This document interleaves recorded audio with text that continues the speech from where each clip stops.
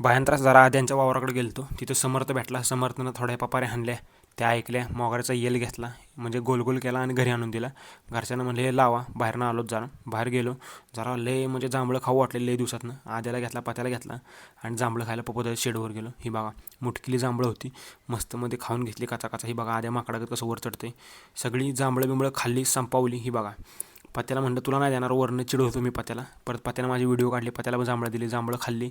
Sunset बघत आपलं ढळत घरी आलो. ही बघा आद्याला काकाने फोटो मागितलेलं, सनसेटचं व्हिडिओ काढतो आद्या स्टेटस टाकाय. तिथनं स्कूटी काढली आणि परत चौकात आलो. ही बघा काका जरा गप्पा आणत होता आमच्यावर थोड्याशा. आणि धवल बघा पेट भरके खात होता, पेट भरके खाल्लं.